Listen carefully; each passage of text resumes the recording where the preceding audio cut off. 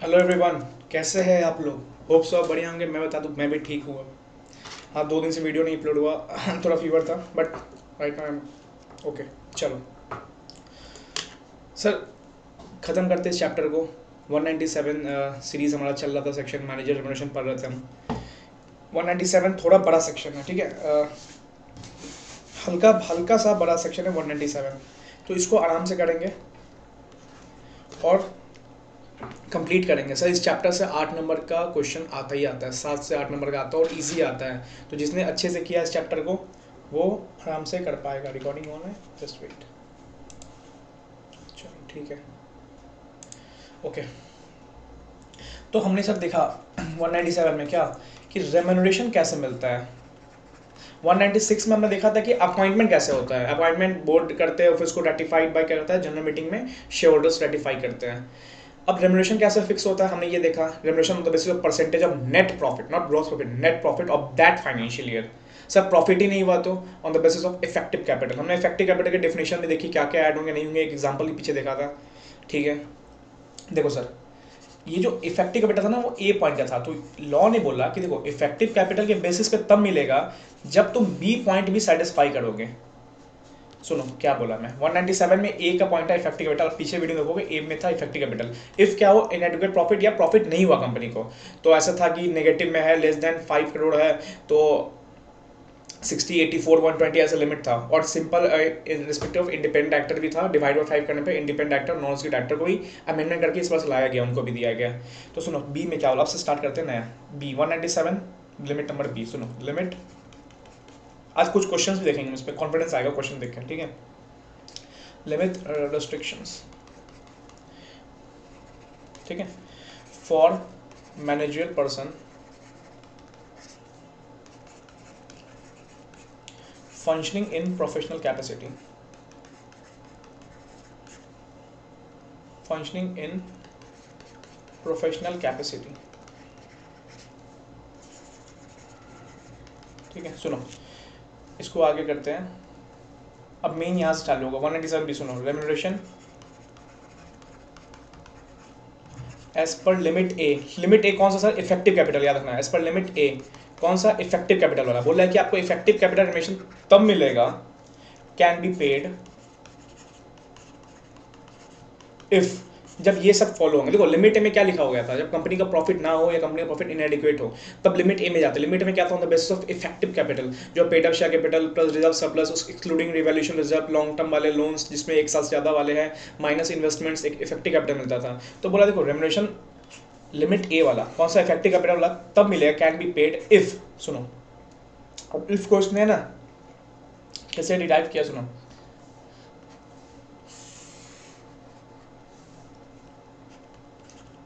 A point is not having interest in capital of that company holding subsidiary directly और indirectly. देखो क्या बोल रहा है, अगर वो बंदा है ना प्रोफेशनल कैपेसिटी में रेमुनरेशन तब लेगा जब इफेक्टिव बेसिस पे, जब वो जो भी मैनेजर पर्सन है उसका क्या हो, इंटरेस्ट ना हो। कहाँ पे, कहाँ पे, उसके होल्डिंग में, सब्सिडरी में, और क्या डायरेक्टली और इनडायरेक्टली वे में। तो सिंपल सी बात है, जो भी रेमुनरेशन जिसको मिल रहा है on the basis effective capital, उसका किसी होल्डिंग में, सब्सिडरी में, या मान लो उसी कंपनी में, जैसे नहीं था कैपिटल इन्वेस्टमेंट करते हैं। मान लो कंपनी इंकॉर्पोरेट हो रही है तो कुछ कैपिटल इन्वेस्टमेंट करते हैं, वो बेसिकली ये प्रोमोटर्स होते हैं, प्रोमोटर्स कैपिटल इन्वेस्टमेंट करते हैं। तो वो क्या हो, सिंपल जो बंदा हो ना उसका कोई कैपिटल में पार्ट वर्ट ना हो, ठीक है, उसके कोई कैपिटल में इंटरेस्ट ना हो, कैपिटल का पार्ट ना हो। अदरवाइज क्या होगा, कैपिटल इंट्रोड्यूस करेगा और effective capital on the basis of paid up share में हम ऐड करते हैं। तो इसमें एक घुमा फिरा के यही बोला कि जो बंदा को, जो भी मैनेजर पर्सन को रेमुनरेशन मिलने वाला है, उस मैनेजर पर्सन का क्या हो, is not having interest in capital, same company, holding उसकी, सब्सिडरी उसकी, अगर डायरेक्टली और इनडायरेक्टली, ठीक है। तो ये सारे कंडीशन देखो, ए पाने के तुम्हें बी करना पड़ेगा। तो ए में पहला बोल दिया कि तुम्हें इंटरेस्ट नहीं चाहिए capital of that company. Capital क्या होता है, जब मान लो तुमने इंट्रोड्यूस किया, कैपिटल ना लगाए रखा हो कंपनी में, अदरवाइज तुम कैपिटल लगा के क्या कर सकते हो, अच्छा खासा रेम्युनरेशन ले सकते हो। मान लो कि तुम्हारा कैपिटल लगा हो किसी कंपनी में, तुमने पढ़ा कि इफेक्टिव कैपिटल में paid up share capital include होता है, तुम अच्छा खासा कैपिटल लगा दोगे, रेम्युनरेशन वे में ले लोगे। तो वही बोल रहा तुम्हारा कोई कैपिटल में ना, कैपिटल में कोई पार्ट में लगाओ, ठीक है। सुनो, और इजी पॉइंट है ये, ज़्यादा चांसेस नहीं। देखो जहाँ वेरी इंपॉर्टेंट होगा ना वहाँ वेरी इंपॉर्टेंट मैं बताऊंगा। अभी 198 बहुत इंपॉर्टेंट था, अभी क्वेश्चन आ भी गया था एग्जाम में। और सुनो बी में, सुनो, possesses graduate level of qualification plus expertise, ठीक है, इन कंपनी ऑपरेशन। सुनो क्या बोल रहा है, तुम्हें प्रॉफिट बेस नहीं मिल रहा है रेम्युनरेशन, ठीक है, तुम्हें इफेक्टिव कैपिटल बेस मिल रहा है। अब कंपनी लॉस में जा रही है। अब तुम मान लो तुम ऐसे बंदे हो जो 12 पास करके आ गए, देखो एक तो 21 ईयर से कम हो नहीं सकता, एग्जांपल बता रहा हूँ कि चलो 12 पास नहीं कर गया, तुम 12 पास कर लिए हो, ग्रेजुएशन कर रहे थे, बट तुमने भी ग्रेजुएशन लेवल की क्वालिफिकेशन अभी तक होल्ड नहीं की। मतलब एक तरह से तुम क्या करते हो, अभी तुम्हारे पास प्रॉपर नॉलेज भी नहीं आया। तो रेम्युनरेशन देने से पहले ऑन द बेसिस इफेक्टिव हम ये भी देखेंगे कि पहले देखेंगे तुम्हारा कैपिटल में पार्ट है या नहीं है, इनडायरेक्टली और डायरेक्टली हो। फिर देखेंगे क्या तुम ग्रेजुएशन लेवल का भी नॉलेज रखते हो, या मतलब ऐसा तो नहीं है अभी तुम्हें कंपनी में दे दिया पैसा, लो रेम्युनरेशन, कंपनी लॉस में आ रही है, तुम्हें रेम्युनरेशन दिया जा रहा है। तो नहीं, तुम्हें कम से कम एक स्पेशल नॉलेज रखना पड़ेगा यार। Knowledge in the sense of क्या, मान लो कंपनी अंदर रियल एस्टेट बिजनेस में है, तो तुम्हें रियल एस्टेट बिजनेस का नॉलेज चाहिए, रेरा का एक्ट पढ़ा होना चाहिए तुम्हें। सिंपल एक बोल रहा है कि तुम एक पढ़े लिखे व्यक्ति हो, ऐसा तो नहीं है किसी और बिना पढ़े लिखे व्यक्ति को तुम रेम्युनरेशन पे कर रहे जा रहे हो, कंपनी भले ही लॉस में जा रही है। तो बस इसका कहने का यही मतलब है लॉ में कि तुम्हें रेम्युनरेशन जो मिल रहा है ना कंपनी के लॉस होने के बावजूद भी, वो तुम एक डिजर्विंग आदमी हो, तुम्हें अच्छा खासा क्वालिफिकेशन होल्ड कर रखा है, हाँ तुम्हें उस क्वालिफिकेशन का पैसा मिल रहा है, कितनी गुडविल का पैसा मिलता है, तो उस क्वालिफिकेशन का पैसा मिल रहा है तुम्हें, ठीक है। सी देखते हैं, इज नॉट हैविंग, देखो ये सब फॉर्मेलिटी पॉइंट्स है, ठीक है। तो अगर कभी आगे देखो चांसेस ज़्यादा रहते हैं कैलकुलेशन पार्ट यहाँ से आने के, ठीक है। डायरेक्ट और indirect interest, indirect interest to promoter और डायरेक्टर ऑफ दैट कंपनी या होल्डिंग या सब्सिडरी ड्यूरिंग लास्ट, देखो यहाँ से एमसीक्यू बन सकता है, ठीक है, एमसीक्यू यहाँ से लिखता हूँ मैं, लास्ट 2 ईयर्स। देखो पहले क्या बोला, पहले बोला कि तुम्हारा कैपिटल में खुद का इंटरेस्ट ना हो, फिर बोला देखो तुम्हें रेम्युनरेशन तो मिल रहा है कंपनी के लॉस होने के बावजूद, तो तुम क्यों मिल रहा है, क्योंकि तुम ग्रेजुएट लेवल का कम से कम क्वालिफिकेशन होल्ड कर रहे हो, अदरवाइज तुम नहीं कर रहे हो यार, तुम्हें फालतू का पैसा क्यों दें हम। थर्ड क्या बोल दिया, थर्ड ये बोल दिया कि तुम जो हो ना वो प्रोमोटर या किसी डायरेक्टर से रिलेटेड ना हो, ना तो लिंक हो। अदरवाइज ये भी सोच सकता है प्रमोटर ने पैसा लगाया, तुम उसके डायरेक्टली हो, तुम्हारा प्रमोटर से गठबंधन हो गया। तो ऐसे देखो खुद का इंटरेस्ट ना हो, कैपिटल ना लगाओ कंपनी में, किसी प्रमोटर के द्वारा तुम लिंक ना हो कंपनी में या डायरेक्टर द्वारा, तो कितने साल पुराना लिंक ना हो। मान लो कि कभी 5 साल पहले तुम्हारा प्रमोटर उस कंपनी में अब प्रमोटर बना, 5 साल पहले तुम्हारा उसके साथ रिलेशन था कुछ, तो क्या अभी भी वो चलेगा, नहीं। देखो प्रीवियस 2 ईयर में तुम उससे लिंक ना हो, चाहे उसके होल्डिंग से, सब्सिडी से, कंपनी, ये तीनों जगह आएगा, कंपनी, होल्डिंग, सब्सिडी। यहाँ बोल दिया खुद प्रमोटर से लिंक ना, वहाँ पे बोला फर्स्ट पॉइंट में खुद कैपिटल लगाए हो, थर्ड बोल दिया देखो खुद कैपिटल नहीं लगा रहा है बट किसी प्रमोटर को कैपिटल दे दिया, या मान लो क्या हुआ डायरेक्टली इनडायरेक्टली इंटरेस्ट ले लिया। क्या हुआ, मान लो ये बंदा पहला पॉइंट में था खुद कैपिटल नहीं लगाया, ठीक है, इसने नहीं लगाया, बट इसने क्या किया, थर्ड पॉइंट में आके मान लो किसी प्रमोटर को पैसा दे दिया, अब ये प्रमोटर कैपिटल लगा रहा है, तो एक तरह से इनडायरेक्टली तो हो गया ना यहाँ पे, तो ये भी ना चलेगा भाई, ठीक है, तो ये भी नहीं चलेगा। तो ये सब क्या दिखा रहा है, ये सब ये दिखा रहा है कि ये इंटरेस्टेड हो जाएगा, फिर जितना कैपिटल बढ़ेगा इफेक्टिव कैपिटल उतना उसको रेम्युनरेशन मिलेगा, तो ये सब इंटरेस्टेड दिखाता है। डी सुनो,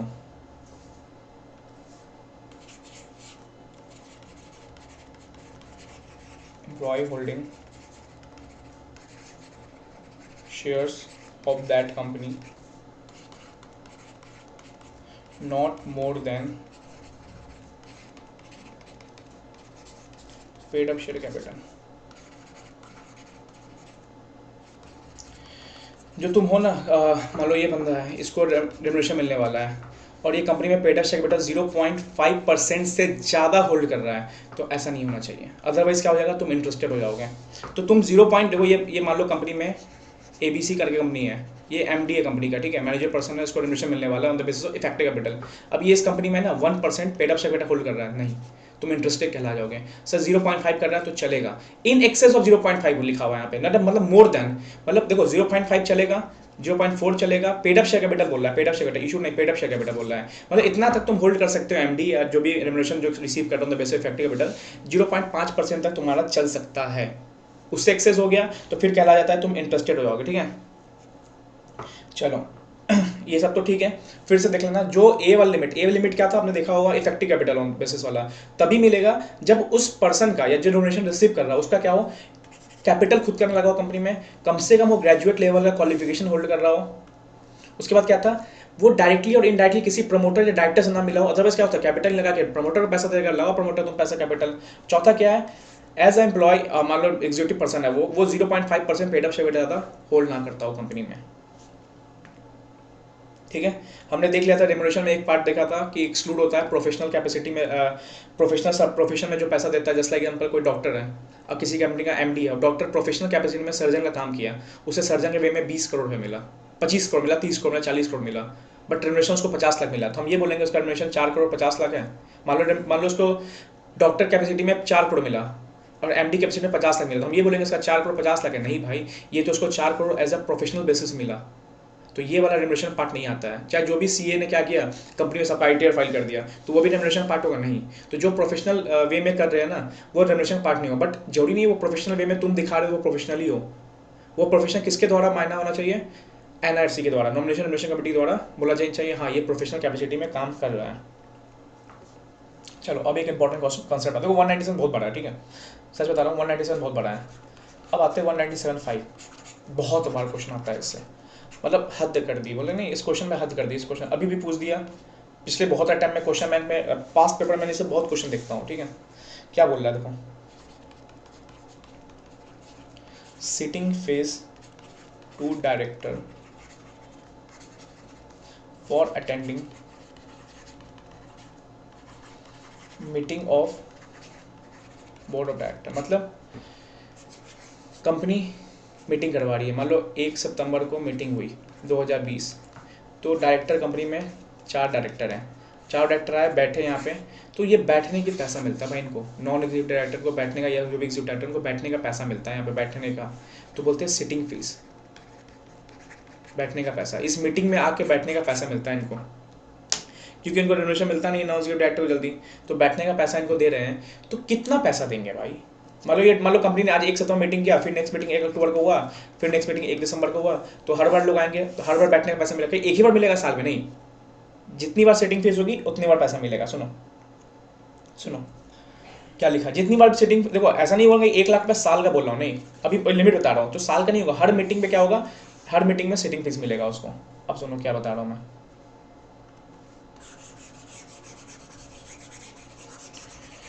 सुनो बहुत इंपॉर्टेंट है, बहुत इंपॉर्टेंट है, बहुत बड़ा क्वेश्चन है, मैं बोल रहा हूँ ना बहुत बड़ा क्वेश्चन है इससे। देखो मैक्सिमम आराम से एक वे में चलते हैं 1 लाख पर मीटिंग, ठीक है।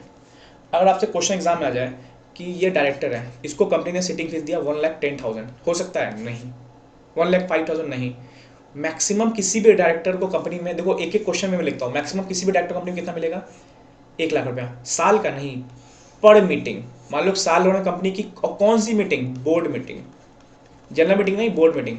तो एक क्वेश्चन में सबको डील करते हैं ना, मान लो कंपनी में साल भर में 12 मीटिंग हुई, तो कितना मिलेगा, 1 लाख रुपया, 12 मीटिंग है नहीं, पर मीटिंग का 12 लाख, 12 से हिसाब से 1 लाख इंटू 12, 12 लाख, 12 लाख मिलना ही मिला नहीं, मैक्सिमम अमाउंट है, मतलब 12 लाख तक ही मिल सकता है। कंपनी ने सेटिंग फिक्स किया 40,000, तो हाँ 40,000 दो पर मीटिंग, 20,000, हाँ 20,000 दो, 1,10,000 नहीं, मैक्सिमम 1 लाख की सेटिंग फीस मिल सकता है, ठीक है। अब सुनो एक एक करके क्वेश्चन में लेके चलते हैं, इंपॉर्टेंट है एग्जाम में, इस बार दिसंबर 21 में भी क्वेश्चन इस पे आया था, सुनो क्या है, ठीक है। अब सुनो बहुत इंपॉर्टेंट क्वेश्चन है, फीस टू इंडिपेंडेंट डायरेक्टर और वुमेन डायरेक्टर, ठीक है। अब ये जो इंडिपेंडेंट डायरेक्टर कौन होता है, हमने पढ़ा था इंडिपेंडेंट एक्टर, इसी कंपनी का paid share 10 crore, turnover 100 crore, loans exceeding 50 crore, तो उस कंपनी को, पब्लिक कंपनी को इंडिपेंडेंट एक्टर रखना पड़ता है। अब लिस्टेड कंपनी हो तो मैंडेटरी रखना ही पड़ेगा, ठीक है। 1/3 मिनिमम नंबर 2 होगा कैटेगरीज, तो ऐसा पढ़ा था हमने। वुमेन डायरेक्टर क्या था, women director listed company mandatory women director रखना पड़ेगा। इफ पब्लिक कंपनी है तो turnover 300 crore, paid share 100 crore और एक्सीड हुआ तो वुमेन डायरेक्टर रखना पड़ेगा। तो मान लो ये लोग भी तो कंपनी में आ रहे हैं, इंडिपेंडेंट एक्टर भी तो मान लो सिटिंग फीस लेने आएगा, मीटिंग होगा तो। हाँ, तो एक केस ऐसा आया था जहाँ पे इंडिपेंडेंट एक्टर, सुनते जाओ, इंडिपेंडेंट एक्टर को सिटिंग फीस मिला, सुनो क्लियर हो जाएगा। सिटिंग फीस मिला इसको मान लो बोर्ड मीटिंग का 30,000 रुपीज़, और वुमेन डायरेक्टर को मिला 25,000 रुपीज़, और अदर डायरेक्टर्स उनकी सिटिंग फीस थी 50,000 रुपीज़। सर ये एग्जाम में क्वेश्चन ऐसा बना के देगा आपको, अब बताओ क्या करोगे, बताओ क्या करोगे। सुनो लॉ ने क्या बोला, लॉ ने बोला कि जो भी fees, sitting fees independent director और वुमेन डायरेक्टर को मिलेगी वो अदर डायरेक्टर से कम नहीं होनी चाहिए, इक्वल चलेगा, कम नहीं होनी चाहिए। मतलब अगर ये 50 है तो भाई इसको भी 50 करो और इसको भी 50 करो। ये 60 है तो इसको कम नहीं होनी चाहिए, इसको भी 60 करो और इसको भी 60 करो, समझे। तो अदर डायरेक्टर को जो फीस मिलता है ना, सिटिंग फीस मिलता है ना, वो इंडिपेंडेंट एक्टर वुमेन डायरेक्टर को सेम दो या उससे कम ना दो। परफेक्ट, ठीक है। तो सुनो, fees to independent director and women director, देखो दोनों बहुत इंपॉर्टेंट है, इंडिपेंडेंट एंड वुमेन डायरेक्टर, ठीक है, इज नॉट लेस देन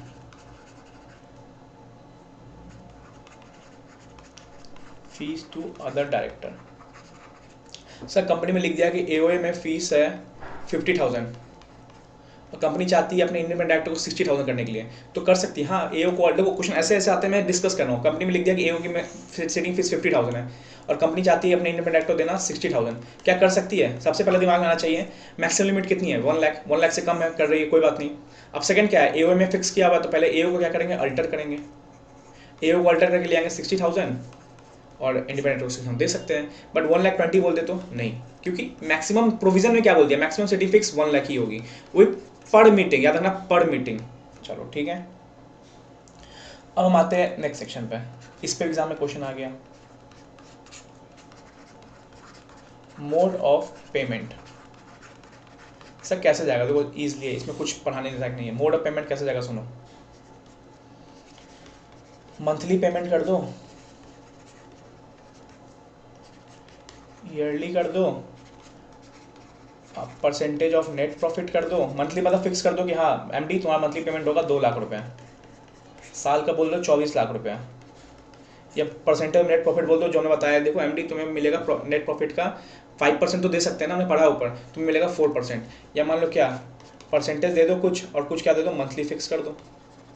तो एग्जाम में ऐसा क्वेश्चन आ गया इस बार कि मोड ऑफ पेमेंट क्या रहना चाहिए। तो कैसे भी देखो, मंथली फिक्स कर दो, जैसे मेरा एमडी पॉइंट हुआ, मंथली फिक्स कर दी 2 लाख रुपया, ईयरली फिक्स कर दी 24 lakh per annum, percentage of net profit बोल दिया, देखो तुम्हें जो भी प्रॉफिट होगा नेट प्रॉफिट उसका परसेंटेज मिलेगा 4%, या बोल दिया देखो तुम्हें कुछ प्रॉफिट परसेंटेज बेसिस मिलेगा और कुछ मंथ में मंथली फिक्स कर देंगे। तो कोई भी कॉम्बिनेशन में आप उसको क्या कर सकते हो, पेमेंट दे सकते हो। इस बार एग्जाम में क्वेश्चन में फर्स्ट क्वेश्चन का पार्ट नंबर शायद बी था या सी था, तो एग्जाम में क्वेश्चन आया है इससे। तो इंडिपेंडेंट एक्टर सिटिंग फीस पे क्वेश्चन आया, इस पे भी आया। तो ये सब बहुत क्या कहते हैं, हाईलाइटेड टॉपिक होते हैं, ये सबको अपन ना इग्नोर नहीं कर सकते हैं, ठीक है। तो जो भी है बोथ भी कर सकते हो, परसेंटेज दे दो या मंथली फिक्स कर दो या बोथ कॉम्बिनेशन बना के दे दो। 196 ये हुआ, 197, 197, 9 और 10। अब सुनो क्या बोल रहा है, refund of excess remuneration.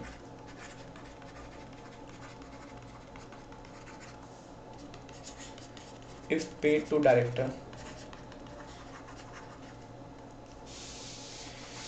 above limit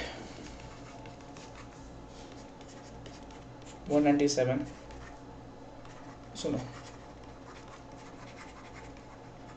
हमने पढ़ा है कि कंपनी में एमडी है, उसको कितना मिलेगा 5% मिलेगा। इफ एक से ज़्यादा है एमडी, मतलब एमडी और डब्ल्यूटीडी और एमडी है, डब्ल्यूटीडी एमडी है तो 10% मिलेगा। इफ कंपनी में एमडी है तो डायरेक्टर को 1% मिलेगा, अदरवाइज 3% मिलेगा, हमने पढ़ा है। बट कंपनी ने क्या किया, इससे ज़्यादा दे दिया, ऑब्वियस दे दिया, कंपनी ने इससे ज़्यादा दे दिया, दे सकती है। हाँ, क्या करना होता है, एसआर पास करके अप्रूवल लेना पड़ता है जनरल मीटिंग में। बट कंपनी ने अप्रूवल नहीं लिया, अप्रूवल नहीं लिया, देन क्या, देन कुछ नहीं होगा। देन बोलेंगे भाई रिफंड करो पैसा, रिफंड करो पैसा। किससे, जो भी manager director, managing director, WTD जिसको मिला था रेम्युनरेशन या जिसको मिला था, तो वही है रिफंड ऑफ एक्सेस। एक्सेस मतलब देखो, अगर 5% ऑफ नेट प्रॉफिट हो रहा है 10 करोड़ रुपये मान लो, और कंपनी ने उसको दे दिया 11 करोड़ रुपया, तो पूरा 11 लेंगे नहीं। एक्सेस मतलब क्या, ये 1 करोड़ रुपीज़। तो देखो, जो नॉर्मली तुम्हारा मैक्सिमम लिमिट फिक्स है उतना तुम ले सकते हो, but in excess of limit 197 की लिमिट जो थी उससे ऊपर गया, और तुमने क्या किया, अप्रूवल भी नहीं लिया। अप्रूवल लेके तुम काम करते तो कोई दिक्कत नहीं होता भाई हमें, तुमने अप्रूवल भी नहीं लिया। मान लो कि डायरेक्टर को 1% मिलता है, एग्जाम्पल मान लो डायरेक्टर को 1% मिलता है, इफ एमडी है तो 1% मान लो 8 करोड़ रुपया हो रहा है, बट डायरेक्टर को दे दिया इसने 9 करोड़ रुपीज़, तो पूरा 9 करोड़ लेंगे नहीं, इन एक्सेस ऑफ 1 करोड़, मानी इन एक्सेस ऑफ लिमिट। तो लिमिट क्या आती है, 8 करोड़ तो मैक्सिमम मिल सकता है डायरेक्टर को, बट मिल गया 9 करोड़, तो 1 करोड़ क्या लेंगे भाई, वापस करो डायरेक्टर पैसा। कितने साल में वापस करना पड़ेगा, ये इंपॉर्टेंट क्वेश्चन आता है एमसीक्यू, कितने साल में वापस करूंगा। सुनो, ही शैल, एमसीक्यू हमेशा येलो से लिखूंगा मैं, ही शैल रिफंड, ठीक है, रिफंड एक्सेस वाला, ठीक है, to company within 2 year, ठीक है, और लेसर स्पेसिफाइड बाय कंपनी। सुनो, 2 साल तुम्हें टाइम दिया है, मैक्सिमम टाइम दिया 2 साल, या मान लो कंपनी ने बोला कि भाई 1 साल में दो, तो हाँ 1 साल में देना पड़ेगा, तो कितने साल में रिफंड करना है, मैक्सिमम टाइम दे दिया 2 साल। क्या बता, क्यों, कौन सा रिफंड, जो 197 लिमिट था 10%, 5%, 1%, 3%, उससे ज़्यादा दे दिया। हमने पढ़ा है कि उससे ज़्यादा दे सकते हैं, बट अप्रूवल लेना पड़ता है, तुमने अप्रूवल नहीं लिया तो भाई जो एक्सेस मिला ना उसको रिफंड करो। कितने साल में, 2 साल में रिफंड करना पड़ेगा, बट कंपनी ने बोल दिया कि भाई मेरे को चाहिए 6 महीने में, तो हाँ 6 महीने रिफंड करो। बट इसमें एक इंपॉर्टेंट पॉइंट क्या आता है, सुनो, इसी में इंपॉर्टेंट पॉइंट क्या है, सुनो, रिफंड कैन बी, ये सुनो इंपॉर्टेंट है, वेव ऑफ, छोड़ सकता है कंपनी। एक्सेस मिल गया ना, 10 करोड़ मिलना था, 11 करोड़ मिल गया, एक्सेस कितना हुआ 1 करोड़, कंपनी बोलेगा छोड़ देंगे, ठीक है, कंपनी बोला छोड़ देंगे, but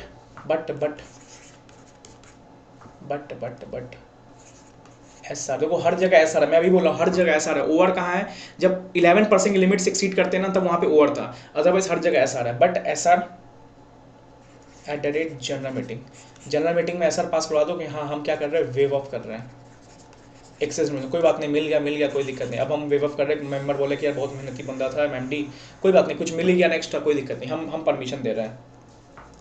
also if company make any default in payment to bank, then company shall also take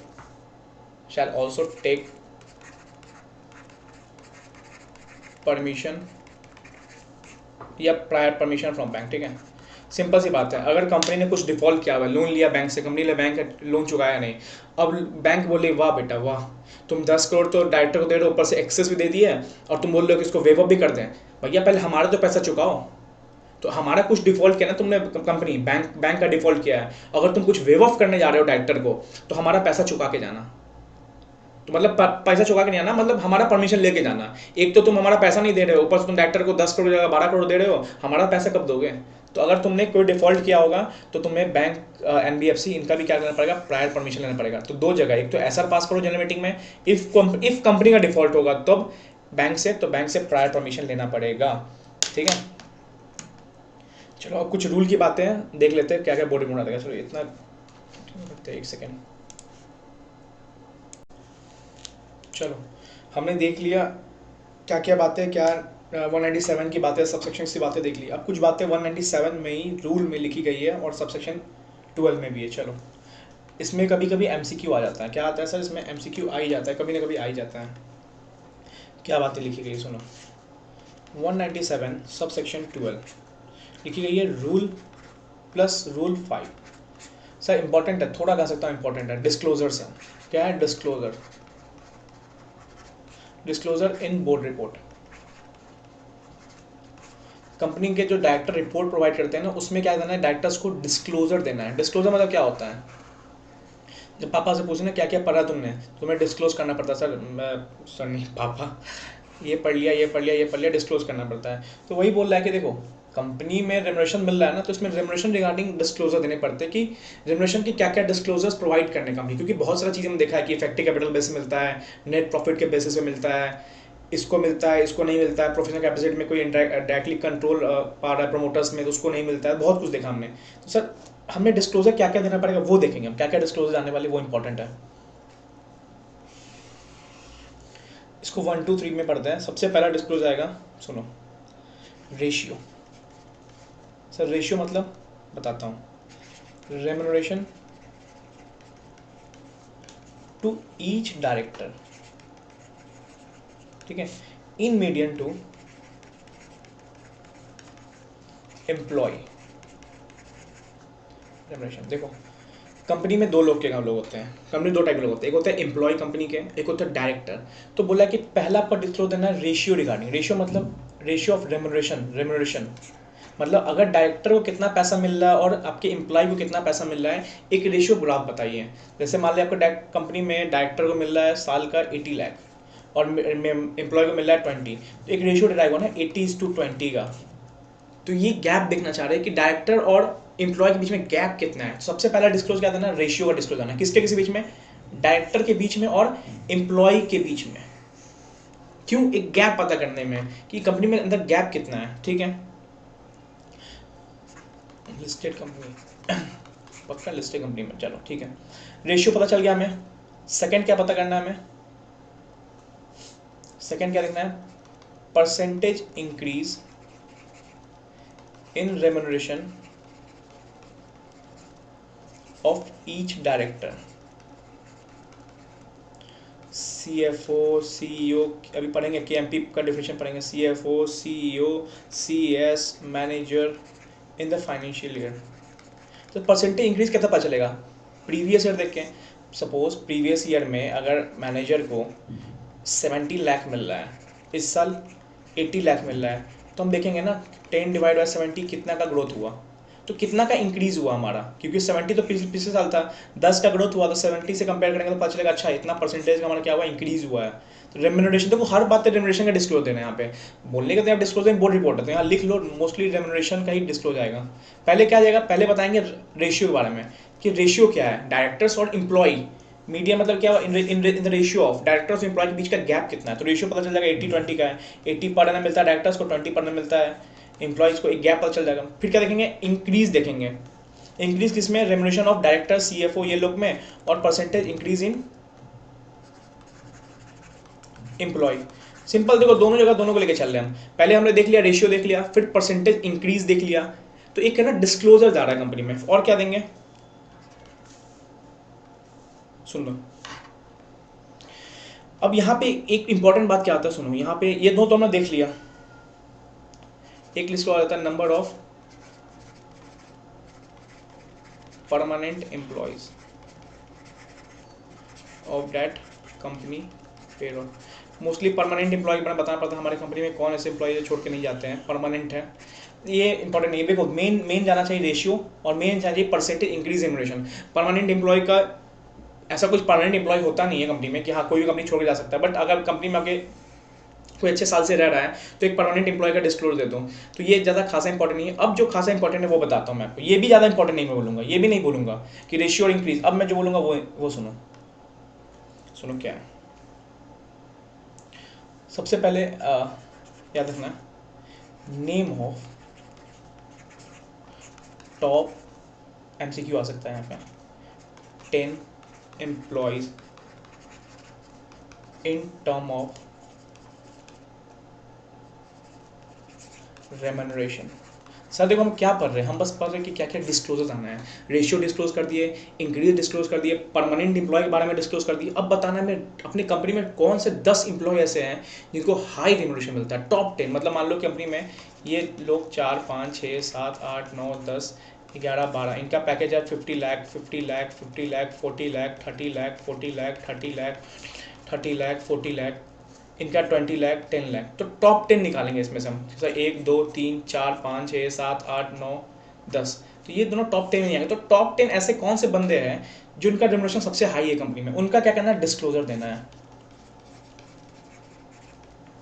ठीक है, उनका क्या देना है, डिस्क्लोजर देना है। और टॉप 10 का तुमने दे दिया, और क्या देना है इसके साथ साथ, सुनो, और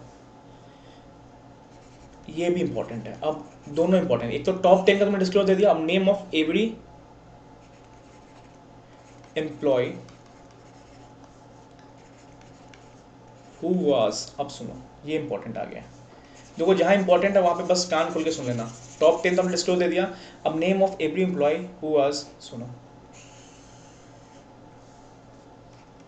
इन रिसिप्ट ऑफ रेम्यूनरेशन,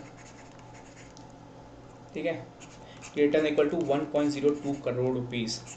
सर वो तो देना ही है टॉप 10 एम्प्लॉय का, बट और भी क्या देना है, ऐसे एम्प्लॉय का नाम देना है आपको जिसका रेम्यूनरेशन 1.2 करोड़ रुपीज़ है, मतलब 1 करोड़ 2 लाख रुपीज़ है या उससे ज़्यादा है।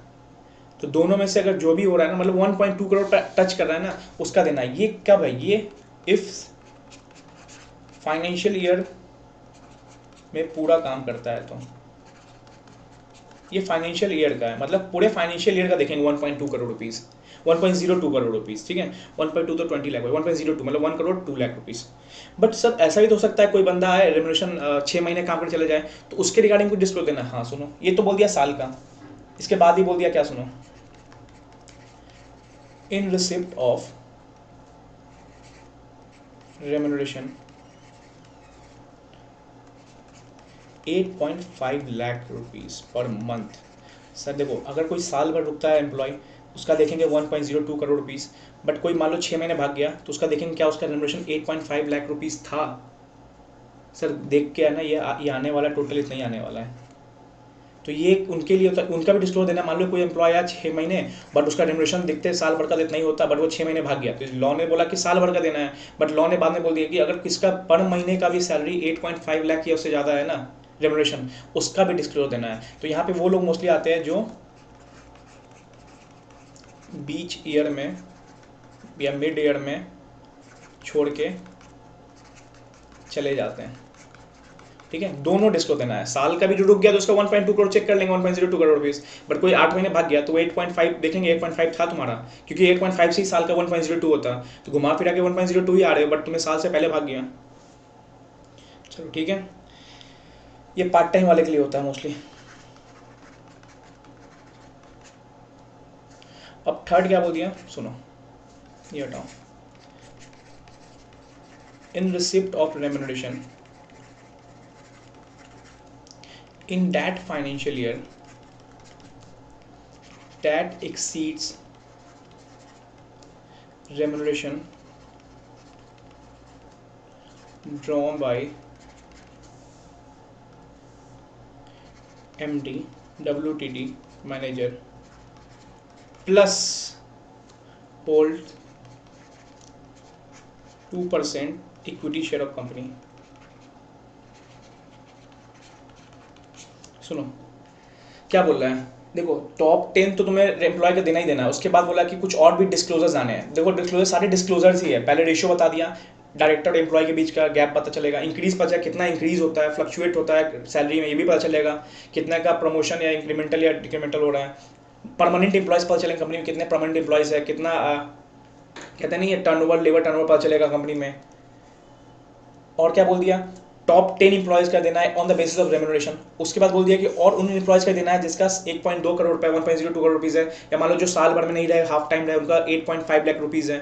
और बाद में क्या बोल दिया, वैसे इंप्लॉय का भी देना है जिनका रेम्युनरेशन एमडी लोग से भी बड़ा है, मतलब एग्जीक्यूटिव पर्सन से भी ज्यादा मिलता है, और वो कंपनी में होल्ड करे कितना 2.2% equity share of the company, either himself, spouse या चिल्ड्रन के द्वारा। लिख लेना आइदर हिमसेल्फ, मैं नोट्स में डाल दूंगा। 2.2% of equity shares capital company में होल्ड कर रहे हैं। एक तो तुम्हारा रेम्युनरेशन किससे ज्यादा है, एमडी से ज्यादा है, एमडी से ज्यादा एक्सीड कर रहा है किसका, मान लो एमडी का रेम्युनरेशन 60 लाख है और इस एम्प्लॉय का रेम्युनरेशन 70 लाख है, एक तो एक्सीड कर दिया, प्लस देखना क्या तुम्हारा 2% इक्विटी शेयर कंपनी में होल्ड कर रहे हो, आइदर हिमसेल्फ, स्पाउस या चिल्ड्रन के द्वारा, तो तुम्हारा भी डिस्क्लोजर देना है मिस्टर ए। मान लो मिस्टर ए का बंदा को इसका सैलरी 70 लाख है, एमडी का सैलरी 60 लाख है, पहला कंडीशन तो पूरा हो गया, तुमने एक्सीड कर दिया मिस्टर ए। सेकंड देखेंगे क्या तुम 2% इक्विटी शेयर होल्ड कर रहे हो कंपनी में, यस, तो देन तुम्हारा भी डिस्क्लोजर बोर्ड रिपोर्ट में जाएगा ही जाएगा। ठीक है, चलो दो टॉपिक और 190 से मतलब 190 में कितना बार आप देख रहे होगे, छोटे टॉपिक से एमसीक्यू बनते हैं। चलो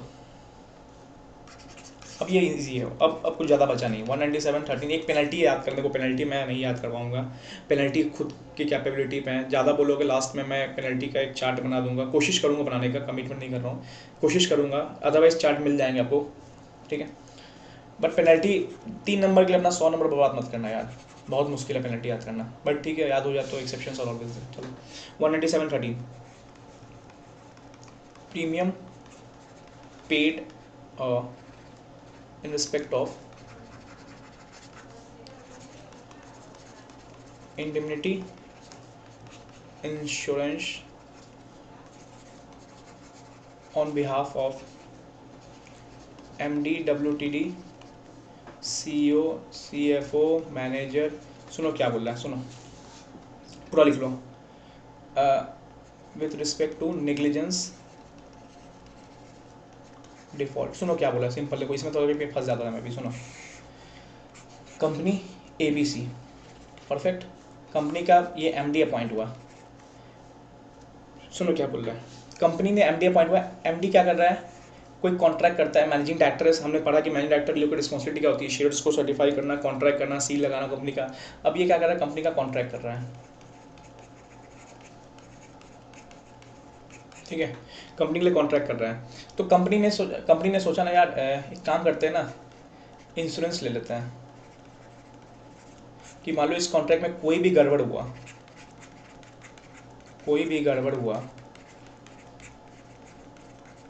तो इंडेमनीफाई हो जाएगा, मतलब इंश्योरेंस के पैसा से इस गड़बड़ को, कॉन्ट्रैक्ट के गड़बड़ को क्या करेंगे, कंपनसेट कर देंगे। कंपनी ने इंश्योरेंस तो ले लिया, अब इंश्योरेंस का premium amount, example premium amount है, कंपनी महीने का प्रीमियम अमाउंट, एग्जांपल है, महीने का प्रीमियम देती है 1 लाख रुपीज़, तो साल का कितना दिया इसने, कंपनी ने 12 लाख रुपीज़, परफेक्ट।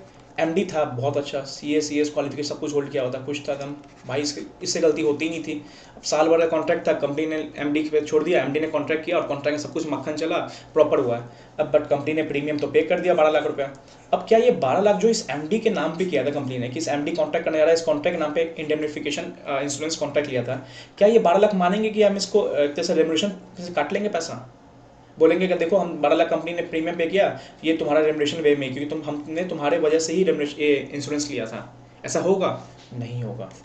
कंपनी तुमने रेम्युनरेशन से पैसा नहीं हटा सकते उसका, तुमने इंश्योरेंस लिया, कॉन्ट्रैक्ट के लिया, उस बंदे के पास इतना नॉलेज था कि उस बंदे से गड़बड़ हुई नहीं और वो कॉन्ट्रैक्ट प्रॉपर्ली मक्खन जैसा 1 साल में कॉन्ट्रैक्ट कंप्लीट भी हो गया, तुमने प्रीमियम दिया, तो क्या तुम इस प्रीमियम को रेम्युनरेशन से काटोगे पैसा? नहीं। बट ये मान लो मिस्टर ए थे, बट मिस्टर ए से हो गई गलती, अब क्या क्वेश्चन आता है, अब क्या? अब कंपनी तो प्रीमियम का पैसा दे रही थी, 12 लाख रुपये पे कर दिया, अब मान लो कॉन्ट्रैक्ट गलती हो गया, इससे नुकसान हो गया 1 करोड़ रुपया, तो प्रीमियम वाले ने क्या किया, कंपनसेट कर दिया, क्योंकि कंपनी ने इंश्योरेंस ले रखा था। अब कंपनी बोलेगी देखो भाई तुमने तो कांड कर दिया कंपनी में, एमडी तुमने क्या क्या गड़बड़ कर दिया, अब हमें क्या देना पड़ा था, प्रीमियम दे रहे थे। अब ये जो 12 लाख है ना, हम ये मानेंगे, कंपनी मानेगी कि ये 12 लाख का रेम्युनरेशन दिया है इसने, रेम्युनरेशन टू मिस्टर ए। तो सिंपल सा ये लास्ट में समराइज करता हूँ कि कंपनी ने क्या किया है, प्रीमियम पे किया, ठीक है, कोई इंश्योरेंस लिया जो कि बिहाफ में पे किया किसके, CEO managing director, W whole time director, इसके रिगार्डिंग पे किया है, इंश्योरेंस प्रीमियम पे किया है, बट बस उस पर्सन ने कोई डिफॉल्ट किया ही नहीं, कुछ नेग्लिजेंस हुआ ही नहीं, कोई ब्रीच ऑफ ड्यूटी हुई नहीं, कोई डिफॉल्ट हुई नहीं, तो क्या प्रीमियम का पैसा हम ये बोलेंगे तो रेम्युनरेशन से काट लेंगे? नहीं। तो ऐसा यूजुअली क्या होगा, एक्सक्लूडेड फ्रॉम रेम्युनरेशन, नहीं काटेंगे। बट जब क्या होगा, इफ ही प्रूव्ड गिल्टी, मतलब यहाँ इसके वजह से, इसके नेग्लिजेंस की वजह से क्या हुआ, कॉन्ट्रैक्ट गिल्टी हो गया, मतलब सिंपल ये सॉरी कॉन्ट्रैक्ट गिल्टी नहीं हुआ, कॉन्ट्रैक्ट क्या हुआ, ब्रीच हो गया, टर्मिनेट हो गया। अब क्या हुआ, लॉस हुआ। तो अच्छा हुआ कंपनी ने इंश्योरेंस ले रखा था, वो लॉस क्या हो गया, कंपनसेट हो गया। बट उसका प्रीमियम का पैसा, तो कंपनी बोलेगी भाई मिस्टर हम तुम्हारे रेम्युनरेशन से ये पैसा लेंगे, हम तुम्हारे रेम्युनरेशन में इंक्लूडेड मानेंगे, जो भी प्रीमियम दिया है ना हम मानेंगे तुम्हारे रेम्युनरेशन का पार्ट है, क्योंकि हम भाई हम तुमको रेम्युनरेशन ही दिए, तुम्हारे से गलती हुई है, तुम समझो। ठीक है, ये इंपॉर्टेंट याद रखना, गलती हुई तभी रेम्युनरेशन में पार्ट मानेंगे इंश्योरेंस के पैसा को। अदरवाइज भाई कंपनी ने इंश्योरेंस लिया, भाई बंदा टैलेंटेड था, उससे गलती हुई नहीं। चलो एक लास्ट पढ़ते हैं, इस बार का अमेंडमेंट में आ भी गया था इस एग्जाम में, सुनो क्या था। 197 subsection 16 auditor report under section 143। Auditor जो रिपोर्ट देता है ना 143 में ऑडिट में पढ़ोगे आप, कंपनी ऑडिट में ही पढ़ोगे, ठीक है। अब बोल दिया मस्ट इंक्लूड, इससे क्वेश्चन आ रहे हैं, a statement whether managerial remuneration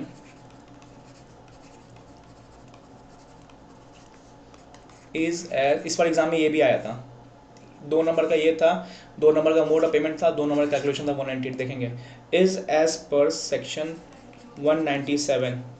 ठीक है, तो क्या करना, सिंपल सी बात, अब ऑडिटर तुम जो रिपोर्ट बनाते हो ना 143 में, उसमें अब ये भी पॉइंट ऐड कर लेना कि क्या कंपनी ने मैनेजर रेम्युनरेशन एज पर 197 दिया, मतलब 11% को फॉलो किया है, 5% फॉलो किया है, 1% किया है, 3% किया है, इफ लॉस है तो वो सब भी फॉलो किया है। तो सिंपल सी बात है 197 में तुम्हें दिखाना पड़ेगा, ऑडिटर तुम्हें डिस्क्लोज करना पड़ेगा कंपनी मैनेजर रेम्युनरेशन के प्रोविजन का फॉलो करती है कि नहीं करती है। ठीक है, चलो एग्जेम्पशन है गवर्नमेंट कंपनी को, एग्जामेशन है, मतलब ये ऑडिटर रिपोर्ट से एग्जामेशन है किसको, government company and Nidhi company. Nidhi company वही होती है जो मेंबर बनाती है, मेंबर से पैसा लेती है और मेंबर को पैसा देती है यूज़ आने पे।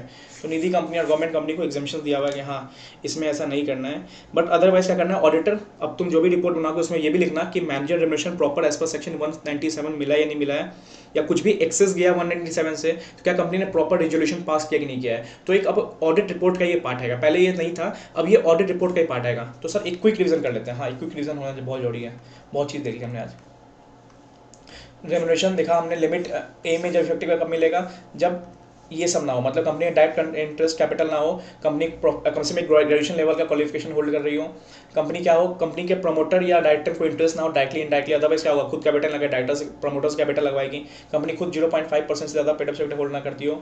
197 क्या बोला हमें, क्या करना है, डिस्क्लोज करना है, बोर्ड रिपोर्ट डिस्क्लोज करना, क्या रेशियो डायरेक्टर और एम्प्लॉय का पता चलेगा गैप कितना है, और क्या इंक्रीज ये पता चलेगा कितना इंक्रीमेंटल हो रहा है डायरेक्टर और इसमें एम्प्लॉय में, नंबर ऑफ परमानेंट एम्प्लॉयज कितने, एट्रिशन रेशियो कंपनी में कितने एम्प्लॉयज रुकते हैं, कितने एम्प्लॉयज जाते हैं, और क्या बताना ये इंपॉर्टेंट है, उनके बारे में बताना है जिनका सैलरी 1.02 करोड़ रुपए पर एनम है, जो साल भर काम करते हैं, जो फाइनेंशियल पूरा काम करते हैं, बट जो बीच में भाग गए तो उनका बताना है जिनका 8.5 लाख रुपीज़ है, और इनका बताना है जिनका सैलरी रेम्युनरेशन MD WTD लोग से ज़्यादा है, प्लस वो 2% का इक्विटी शेयर का बेटा ज़्यादा होल्ड कर रहे हैं, तो वो भी भाई खुद या स्पाउस या इससे प्रीमियम पे किया कंपनी ने इंडेमनिफाई करने के लिए, इंश्योरेंस लिया, तो क्या ये रेम्युनरेशन का पार्ट मानेंगे, नहीं। बट उस पर्सन की वजह से ब्रीच हो गया वो कॉन्ट्रैक्ट, तब हाँ तब उस इंश्योरेंस का प्रीमियम को हम क्या पार्ट मानेंगे। ठीक है, चलो ऑडिट रिपोर्ट में क्या जाना है, 143 में डालना है कि मस्ट इंक्लूड मैनेजर रेम्युनरेशन कैसे जा रहा है, अब एक्सीड किया तो क्या प्रॉपर रेजोल्यूशन पास हुआ नहीं हुआ, ये भी डालना पड़ेगा। चलो अब 198 स्टार्ट करेंगे। चलो अब हम करते हैं सेक्शन 198। ठीक है सर, 198 इंपॉर्टेंट है, एग्जाम में इस बार आ चुका है सर, इसको कैसे डील करें। 198 एक ऐसा सेक्शन है ना जो मैं बोलूँगा कि इसमें कुछ बातें बताई गई है कि देखो इसमें सिंपल बताता, हमने पढ़ा है कि नेट प्रॉफिट का 11% मिलता है, मैक्सिमम 5% मिलता है, 10% मिलता है, 1% मिलता है, 3% मिलता है, ये सब लिमिट हमने ऊपर देखा है। किसका मिलता है, नेट प्रॉफिट का। तो सर 198 में ना नेट प्रॉफिट की कैलकुलेशन दी हुई है कि नेट प्रॉफिट निकलता कैसे, जैसे हम लोग टैक्स में पढ़ते PGBP की कैलकुलेशन, कौन डिसअलाउ होंगे कौन अलाउ होंगे। तो देखो इसमें ऐसा चीज़ है ना यार कि थोड़ा डिफिकल्ट मैं बोलूँगा, तो डिफिकल्ट इन द सेंस तो ये नहीं बोलूँगा कि एकदम डिफिकल्ट है, नहीं, बहुत सारी बातें लिखी गई हैं, बट इंपॉर्टेंट बातें मैंने सब यहाँ पे निकाल के रख दी आपके लिए। समझाऊंगा, 2 क्वेश्चंस करेंगे अच्छे से इसके, स्टडी में क्वेश्चंस कोशिश करूंगा कवर कर दूं, खत्म कर देंगे इसको। चलो अब ये बोलता है कि हमने पढ़ा है कि नेट प्रॉफिट का क्या निकलता है, इसमें कैलकुलेशन निकलता है, कैलकुलेशन ऑफ नेट प्रॉफिट। ठीक है, कि नेट प्रॉफिट में क्या क्या आनी है क्या क्या नहीं आनी है। पीजीपीपी में सेम था यार, पीजीपीपी में यही चीज पढ़ते हैं कि क्या नेट प्रॉफिट में आएगा क्या नेट प्रॉफिट में नहीं आएगा, लास्ट में पीजीपी की नेट प्रॉफिट निकलती है। चलो ठीक है, अब ये बोलता है कि इनकम, देखो दो चीज होती है, इनकम और एक्सपेंसेस। ग्रीन पेन यूज कर लेता हूँ, कॉमन अलग हो जाएगा। ठीक है, इनकम एक्सपेंसेस, देखो दो चीज होगा। एग्जाम में क्या देगा, एग्जाम में आपको देगा ग्रॉस प्रॉफिट। सुनो, ग्रॉस प्रॉफिट देगा तो इसमें अलाउ वाली इनकम क्या होगी, ऐड होगी, डिसअलाउ वाली नहीं, इग्नोर करेंगे इसको। एक्सपेंसेस में क्या होगा, अलाउ वाले क्या होंगे, एक्सपेंस माइनस होंगे, डिसअलाउ वाले छोड़ देंगे, उनको इग्नोर करेंगे। बट एग्जाम में आपको दे दिया, याद रखना, नेट प्रॉफिट।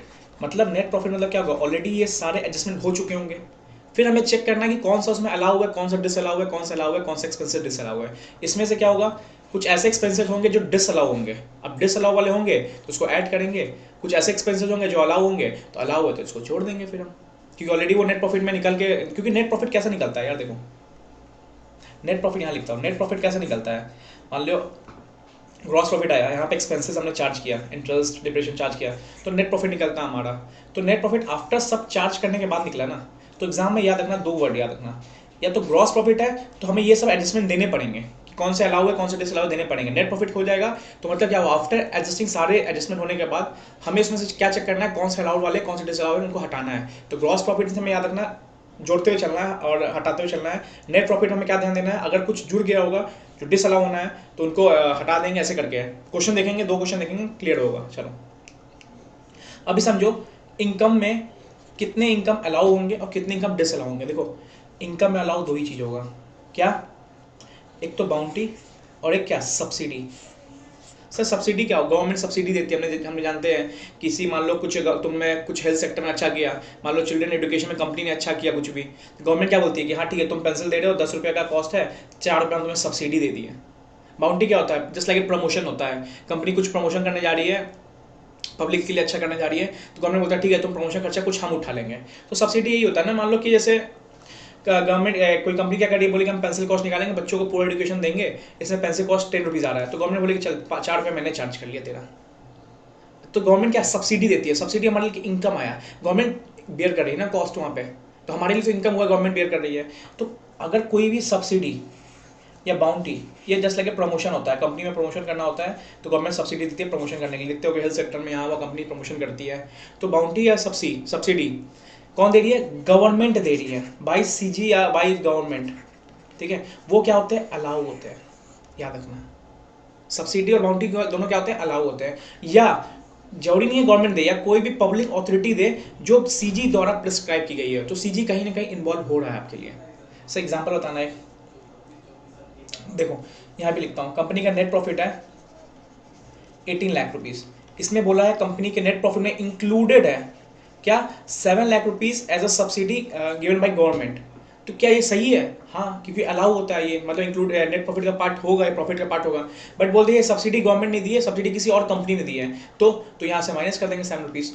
तो यही चीज याद रखना, देखो आफ्टर नेट प्रॉफिट है ये, अगर मान लो सर ग्रॉस प्रॉफिट दिया हुआ है, देखो डिफरेंस बताता हूँ, ग्रॉस प्रॉफिट 18 लाख है, अब बोल दे कि हाँ सब्सिडी गवर्नमेंट ने दिया 7 लाख, तो इसमें सब्सिडी को ऐड करें, क्योंकि ग्रॉस प्रॉफिट में हम सारी चीज ऐड करते जाते हैं ना नीचे। बट नेट प्रॉफिट में हम क्या करते हैं, यहाँ से उठाते हैं, ऑलरेडी सब एक्सपेंस इनकम होने के बाद नेट प्रॉफिट निकलता है, बट ग्रॉस प्रॉफिट हम यहाँ से उठाते हैं, तो यहाँ से उठाए तो हमें ऐड करना होगा, और जब यहाँ से उठाएंगे तो हमें चेक करना कौन अलाउ कौन डिसअलाउ। तो ये डिफरेंस आता है। यहाँ पे बोल दे कि नेट प्रॉफिट में 18 लाख में ऑलरेडी इंक्लूडेड है सब्सिडी, तो हाँ ठीक है इंक्लूडेड होती है गवर्नमेंट द्वारा, कुछ नहीं करेंगे, इग्नोर करेंगे। बट बोल दे कि वो सब्सिडी किसी और कंपनी दी है, तो भाई कंपनी ने दी है किसी और ने, तो ये तो अलाउ नहीं होगा, डिसअलाउ होगा। 18 लाख में तुम्हारा ऑलरेडी वो 7 लाख से इन्फ्लेट है, हमें 7 लाख से माइनस कर देंगे, टोटल 11 लाख रुपीज़ आ जाएगा। अगर ग्रॉस प्रॉफिट है तो ऐड करेंगे पहले, क्योंकि अभी वो एडजस्टमेंट हुए नहीं है, तो ग्रॉस प्रॉफिट में एडजस्टमेंट हमें बाकी होते हैं। तो ये हमेशा अलग, मैं बार बोल रहा हूँ, वर्ड में एग्जाम में अगर नेट प्रॉफिट और ग्रॉस प्रॉफिट ध्यान रखना, ग्रॉस प्रॉफिट हमें अभी एडजस्टमेंट्स करने हैं, नेट प्रॉफिट में ऑलरेडी प्रॉफिट निकल चुका है, हमें उस एडजस्टमेंट को चेक करना है कि अलाउ या डिसअलाउ। ठीक है, तो दो चीज़ें क्या होता है, अलाउ होता है, सब्सिडी या बाउंटी, जो भी क्या देता है गवर्नमेंट देता है, या मान लो जो भी पब्लिक अथॉरिटी देता है जिसको गवर्नमेंट प्रिस्क्राइब कर रहा है, किसी और कंपनी देता तो अलाउ नहीं होगा। तो याद रखना गवर्नमेंट देता है, या मान लो कोई भी पब्लिक अथॉरिटी जो गवर्नमेंट प्रिस्क्राइब है। ठीक है, सर डिसअलाउ इनकम क्या होंगे, इनकम बात कर रहा हूँ, इनकम कि कौन ऐसे इनकम होंगे जो हमारे इस प्रॉफिट कैलकुलेशन का पार्ट नहीं बनेंगे, कि हो सकता है आप प्रॉफिट को हायर इन्फ्लेट कर दो और रेनोवेशन एक्स्ट्रा का चार्ज कर लो, 11% मैक्सिमम रेनोवेशन मिलता है ना, प्रॉफिट मान लो 200 करोड़ है और तुमने कुछ ऐसे प्रॉफिट ऐड कर लिया जिससे इन्फ्लेट हो गया, प्रॉफिट हो गया 100 करोड़ से 380 करोड़, इसका 11% हायर प्रॉफिट मिल जाएगा, फिर तो भाई रेनोवेशन वालों की जय जय है। तो यही बोल रहा है कि कुछ इनकम ऐसे है जो डिसअलाउ होंगे, अगर जुड़ गया हो तो हटा देंगे, नहीं जुड़ा हो तो इग्नोर करेंगे, ग्रॉस प्रॉफिट में नहीं इग्नोर करेंगे उसको, बट नेट प्रॉफिट में वो इनकम जुड़ चुका है तो उसको हटाएंगे क्योंकि वो प्रॉफिट का पार्ट होगा ही नहीं। सर जैसे premium on shares of debentures, premium on shares and debenture, भैया ये हमारा जाता है कहाँ, सिक्योरिटीज प्रीमियम SPVR में जाता है, SPR में जाता है। तो ये अगर प्रॉफिट में इंक्लूड हो गया, मान लो 10 की फेस वैल्यू है, तुमने 110 में इशू किया तो 100 का जो प्रीमियम है ना इसको प्रॉफिट एंड लॉस में चार्ज किया, तो ये चार्ज नहीं होना चाहिए, ये डिसअलाउ होता है। तो ऑलरेडी मान लो तुम लिखा हुआ है कि 200 करोड़ रुपया तुम्हारा प्रॉफिट का पार्ट है, इसमें क्या है 50 करोड़ प्रीमियम है, तो भैया प्रीमियम तो ऐड नहीं होता, तो 50 करोड़ माइनस करेंगे 150, बट ये बोलते हैं नेट नहीं, ये ग्रॉस प्रॉफिट है, ग्रॉस प्रॉफिट है तो हम प्रीमियम को लेंगे ही नहीं, हमें पता है प्रीमियम डिसअलाउ होता है, तो ग्रॉस प्रॉफिट नेट प्रॉफिट याद रखना। फॉरफिटेड शेयर का प्रॉफिट, कोई शेयर क्या हुआ तुमने फॉरफिट कर दिया, अब फॉरफिट करने के बाद क्या हुआ 70 का था 80 फॉरफिट कर दिया, 10 का प्रॉफिट आया वो भी नहीं लेंगे, ठीक है। तो ये आदम देखो मैंने एक जगह निकाल के रख दिया है, कोशिश करना समझ जाओ, अलाउंस में सिर्फ सब्सिडी और ये बाउंटी वाले जो गवर्नमेंट या कोई पब्लिक अथॉरिटी दे रहा है उसका अलाउ मिलेगा। फॉरफिटेड शेयर्स का प्रॉफिट क्या होगा, ये भी डिसअलाउ होगा, कुछ प्रॉफिटेड शेयर का प्रॉफिट हमने ऐड कर दिया है वो भी डिसअलाउ होगा। कैपिटल प्रॉफिट ये भी डिसअलाउ होगा। सर कैपिटल प्रॉफिट मतलब सुनो, अपने कोई प्रॉपर्टी बेचा, कैपिटल नेचर की प्रॉपर्टी बेची और उसमें क्या हुआ प्रॉफिट हुआ, तो कैपिटल नेचर क्या हुआ, इसको लिंक कराता हूँ थोड़ा इससे, देखो आई से, profit and sale of immovable property या फिक्स प्रॉपर्टी मतलब बिल्डिंग।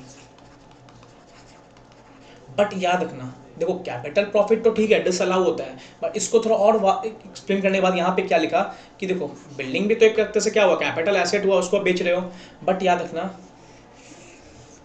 कि अगर तुम्हारा बिजनेस ही बिल्डिंग बेचने का है या मान लो कैपिटल एसेट बेचने का है तो वो अलाउ होता है, एसेट का तो वो अलाउ। अब एक बात और आता है सुनो, यहीं पे देखना, मान लो तुम्हारा कॉस्ट है बिल्डिंग का 10 लाख रुपीज, WD हुआ 6 लाख रुपीज, तुमने सेल किया 11 लाख रुपीज, ठीक है, तो बताओ प्रॉफिट कितना हुआ, WD भी 6 हुआ, 11 हुआ, 5 लाख का प्रॉफिट हुआ, परफेक्ट। बट याद रखना इन एक्सेस ऑफ कॉस्ट जो भी प्रॉफिट होता है ना वो कैपिटल नेचर का डिसअलाउ करते हैं। जैसे मान लो कि इसमें प्रॉफिट 5 लाख का प्रॉफिट हुआ, हमने देखा WD 6 लाख का हुआ, कॉस्ट उसका 10 लाख था, इन एक्सेस ऑफ कॉस्ट कितना हो गया 1 लाख रुपये, तो ये होगा डिसअलाउ। सर 4 लाख अलाउ होगा, बिजनेस का चल रहा है तो अलाउ होगा। तो ऐसे क्वेश्चंस आएंगे, एक बार और क्लियर कर देता हूँ सुनो, इनकम दो ही अलाउ होने वाला है, कौन कौन, सब्सिडी और बाउंटी जो भी गवर्नमेंट दे रहा है या पब्लिक अथॉरिटी दे रहा है जो प्रिस्क्राइब सीजी कर रहा है। डिसअलाउ इनकम क्या क्या होंगे, अगर तुम्हारा कोई इनकम प्रॉफिट एंड लॉस में कोई प्रीमियम जुड़ा हुआ है, प्रीमियम का प्रॉफिट जुड़ा हुआ है, प्रीमियम का पैसा जुड़ा हुआ है उसको हटा दो, प्रॉफिट में से नेट प्रॉफिट में से, ग्रॉस प्रॉफिट है दिया हुआ है तो उसको कुछ करना ही मत, क्वेश्चन देखिए क्लियर होगा। फॉरफिटेड शेयर का प्रॉफिट है उसको हटा दो, कैपिटल कोई प्रॉफिट है उसको हटा दो, कैपिटल कोई लॉन्ग टर्म एसेट बेचने के बाद। यहाँ पे क्या बोल दिया आई में क्या बोल दिया, कोई भी तुम्हें इमूवेबल प्रॉपर्टी बेचा वही उसको ही क्लियरिफाई कर दिया नीचे कि वो इमूवेबल प्रॉपर्टी बेचा उसके प्रॉफिट को क्या करो हटा दो, बट तुम्हारा इमूवेबल प्रॉपर्टी बेचने का बिजनेस ही है तो भी हटा दो, नहीं तो याद रखना क्वेश्चन में लिखा रहेगा, अगर मान लो कि ABC लिमिटेड करके वो इंगेज है इमूवेबल प्रॉपर्टी सेल परचेज में ही तो तुम्हारा बिजनेस ही है, फिर तुम्हारा वो प्रॉफिट का पार्ट होगा, फिर उसको मत हटाना। सेकंड चीज और याद रखना, ऐसे ये एग्जाम्पल दिमाग में बैठा लेना, एक क्वेश्चन देखेंगे कि कॉस्ट प्रॉपर्टी का 10 लाख था, WD भी 6 लाख था, सेल कितना किया 11 लाख, तो एक चीज सोचो, सेल किया 11 लाख, कॉस्ट कितना था 10 लाख, ये 1 लाख का क्या हुआ, 1 लाख का हुआ कॉस्ट से ऊपर वाला प्रॉफिट, तो ये क्या होता है, ये होता है डिसअलाउ। तो सर WD भी 6 लाख था और 10 लाख तक जो प्रॉफिट हुआ वो 4 लाख, ये होता है अलाउ, ये बस दिमाग रखना। मतलब इन एक्सेस ऑफ कॉस्ट का जो भी प्रॉफिट होगा ना, कॉस्ट से ऊपर जो भी प्रॉफिट जा रहा है ना आपका सेल करने के बाद वो डिसअलाउ होगा, कॉस्ट तक के सारे प्रॉफिट अलाउ होंगे। जैसे यहाँ पे WD भी 6 लाख था, कॉस्ट 10 लाख था, तो ये जो डिफरेंस है ना 4 लाख, ये 4 लाख तो प्रॉफिट का पार्ट होगा, बट ये जो डिफरेंस है 10 लाख 11 लाख जो कॉस्ट से ऊपर चला गया, ये क्या होता है, ये डिसअलाउ होगा। क्वेश्चन देखेंगे क्लियर होगा, ठीक है। चलो अब तो हमने इनकम देख लिया, इनकम में हम देख लिया सब्सिडी और बाउंटी देख लिया, डिसअलाउ में प्रीमियम देख लिया, PFC देख लिया, PFCI, ठीक है, PFCI, ठीक है, premium, forfeited shares, capital profit, और आई फॉर इमूवेबल प्रॉपर्टी का जो भी गेन होगा, अगर बिजनेस उसका चल रहा है तो नहीं उसको डिसअलाउ करेंगे। अब सर एक्सपेंसेस की बारी है, इंपॉर्टेंट, बहुत बड़े यहाँ से क्वेश्चन आते हैं, एक्सपेंसेस से ज़्यादा टाइप क्वेश्चन आते हैं। देखो क्या है सर, P&L में अगर किसी ने इंटरेस्ट चार्ज कर दिया तो डिवेंचर का इंटरेस्ट या कोई भी इंटरेस्ट अलाउ, कोई भी इंटरेस्ट आपको P&L दिखेगा, अगर बोल दे कि नेट प्रॉफिट आपका 20 लाख है after deducting after charging interest, तो हाँ ठीक है, होता है, इंटरेस्ट चार्ज अलाउ होता है, कोई दिक्कत नहीं है। ग्रॉस प्रॉफिट 30 लाख है, बोले इंटरेस्ट चार्ज करना, तो हाँ हम चार्ज करते हैं, इंटरेस्ट माइनस करेंगे, नेट एक्सपेंस है वो हमारा। क्वेश्चन देखेंगे बहुत क्लियर होगा भाई, समझते हो क्या अलाउ डिसअलाउ। इंटरेस्ट अलाउ होता है, मानते हैं होगा। रिपेयर्स अलाउ, बट याद है ना, कैपिटल रिपेयर नहीं, ऐसा रिपेयर नहीं जो उसको इन्हांस करे किसी एसेट्स को। कैपिटल रिपेयर क्या होता है, जो लॉन्ग टर्म के लिए बेनिफिट दे, ऐसा रिपेयर नहीं। कौन रिपेयर, रेवेन्यू टाइप के एक्सपेंडिचर वाला रिपेयर। और सेकंड क्या, प्रोविजन नहीं अलाउ होगा यहाँ पे। रिपेयर जितना एक्चुअल लगाना आपका, जो रेवेन्यू एक्सपेंडिचर का रिपेयर है वही अलाउ होगा, ठीक है। कॉन्ट्रीब्यूशन, देखो IRCTC में टिकट बुक करते हैं पर टिकट, ठीक है, एक याद है ना IRCTC, पूरा याद रखना, ठीक है, टिकट। तो I से इंटरेस्ट, R से रिपेयर्स, C से कंट्रीब्यूशन। सर कौन सा कंट्रीब्यूशन आप पढ़ोगे, आप मीटिंग पढ़ाएंगे इसके बाद, उसमें क्या होता है, कंपनी क्या करती है, वॉलंटियर क्या करती है, वो कुछ डिफेंस में कंट्रीब्यूट करती है, पॉलिटिकल पार्टी में कंट्रीब्यूट करती है तो ये सब कंट्रीब्यूशन जो होते हैं ना, वो होते हैं अलाउ। एक सेकेंड, चलो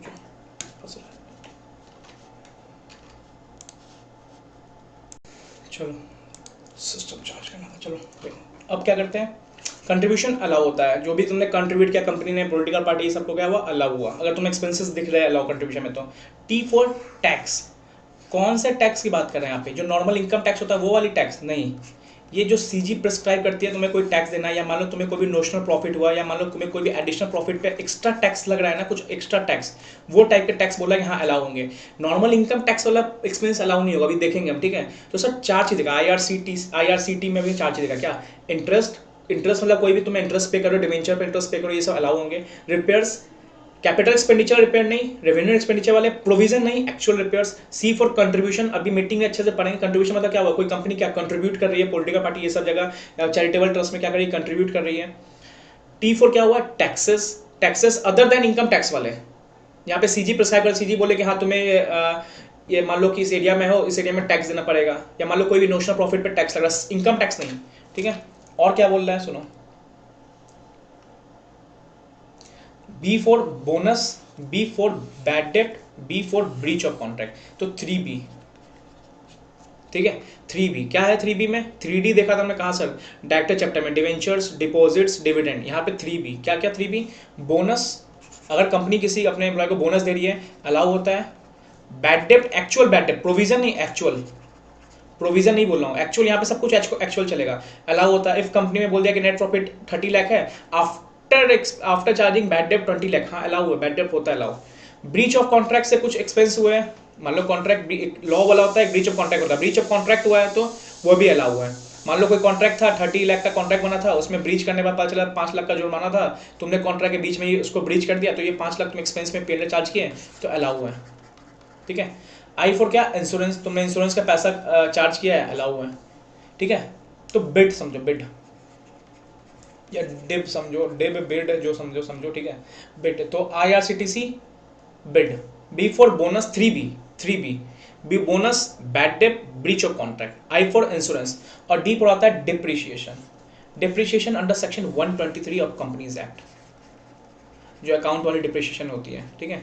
तो ये अगर मान लो डिप्रिशिएशन चार्ज किया 123 वाला तो अलाउ होता है। और क्या, डायरेक्टर सिटिंग फीस, ये भी क्या होता है, अलाउ होता है। सिटिंग फीस हमने देखा है सर मैक्सिमम 1 लाख तक मिलता है, और इंडिपेंडेंट डायरेक्टर, वुमेन डायरेक्टर का सिटिंग फीस किसी अदर डायरेक्टर के सिटिंग फीस से कम नहीं होना चाहिए। अदर डायरेक्टर को 60 मिल रहा है तो इंडिपेंडेंट डायरेक्टर, वुमेन डायरेक्टर को भी 60 तो मिलना चाहिए, ठीक है। चलो, सैलरी कमीशन ये सब अलाउ नहीं होता है डायरेक्टर को, ठीक है। तो फिर से रिवाइज कर लेते हैं पूरा एक अच्छे से। चलो, इनकम में सब्सिडी, वॉलंटी इनकम गवर्नमेंट जो देता है वो अलाउ है, या कोई पब्लिक ऑथोरिटी जो प्रिस्क्राइब बाय गवर्नमेंट अलाउ है। डिसअलाउ क्या क्या होगा, PFC मतलब P फॉर क्या हुआ, प्रीमियम जो चार्ज करते हैं शेयर्स पे वो डिसअलाउ होंगे। फॉरफिटेड शेयर्स पे जो गेन होता है वो डिसअलाउ होंगे। कैपिटल प्रॉफिट डिसअलाउ होंगे। कैपिटल प्रॉफिट और इनहांस किया तो बोलता है इमूवेबल प्रॉपर्टी को जो सेल करते हैं ना, वो गेन को क्या डिसअलाउ करेंगे। बट वो याद रखना, अगर कोई कैपिटल नेचर का बिजनेस ही कर रहा है तो उसको कोई दिक्कत नहीं है।